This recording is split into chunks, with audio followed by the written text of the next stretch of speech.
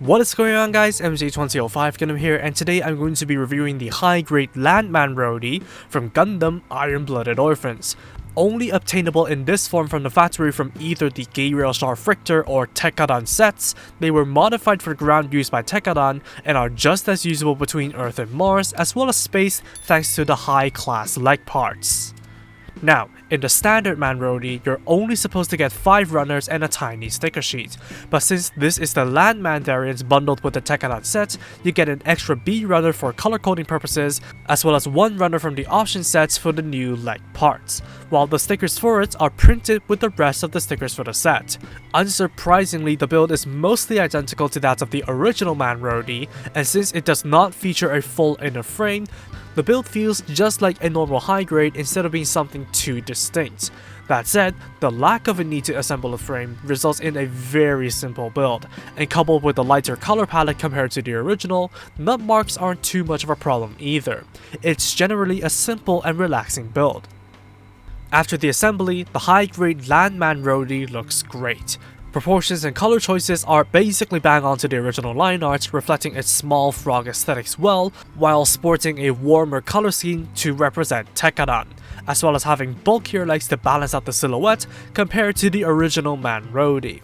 Its inherently simple design doesn't warrant the need for too much part separation, so the only sticker used is for the triple triangle sensor on the head, with alternate options allowing for free placement of the eye should you choose. Though, this is the Landman variant, which requires some grey paint on the triangle divots of the legs to be 100% to the line art, but nothing else is missing otherwise. However, one thing that this kit screams for is panel lining. Due to the highly detailed surface and light color palette, it just feels like something is missing if the surface detail is left untouched. Apart from that, some seam line coverage could be used on the limbs. As a whole though, the high-grade Landman Rodi looks alright out of the box, but it definitely needs that extra touch of panel lining. Articulation begins with a double ball jointed pancake head that has no restrictions if you push it past its limitations, except for it being hard to grip. The arms can swing out, roll, and rotate all the way. The shoulder armor can move, while the arm can swing up a fair degree. There's a bicep swivel, double jointed elbows, and ball jointed wrists. There's a torso tilt similar to the Gundam and Valkyria frames, while the waist can rotate on a ball joint. Front and side skirts can move, allowing for the legs to kick forward pretty decently, and perform the full side splits. There's a thigh swivel, single jointed knees, and ankles that swivel forwards and back, with a dedicated tilting joint. Altogether, the articulation of the Landman Rodi is pretty good for its bulk. However, because of it, some of the joints will require a bit of patience to move for this otherwise solid kit. As for accessories, there's only a pair of holding hands included. Weapon-wise, there is no change to the loadout, as there is only an included submachine gun and hammer chopper. Both of them can be slid into the hands for problem-free use, while the chopper can also be used backwards. There is also a mechanism on the back skirt that can slide out for storing one of the 2 weapons. No crazy gimmicks here, but at least the melee weapon is quite unique.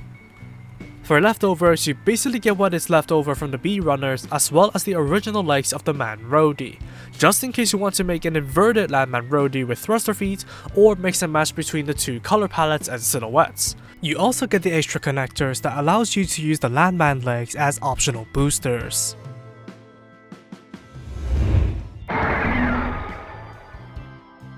I never really took any particular interest in the original high-grade Man Rodi, especially when it's such an odd and generic grunt. However, having obtained it this way from stowing away in the set, I actually quite like it despite its simplicity.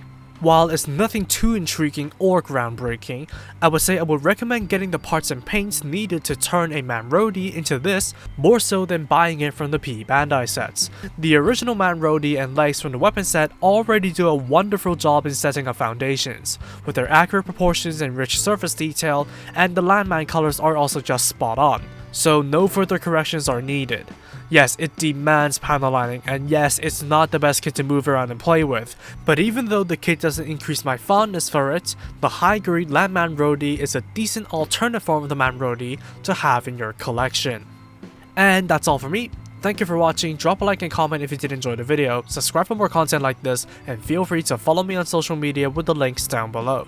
That said, take it easy, stay safe, and I'll see you all in the next video. Peace out guys, bye bye.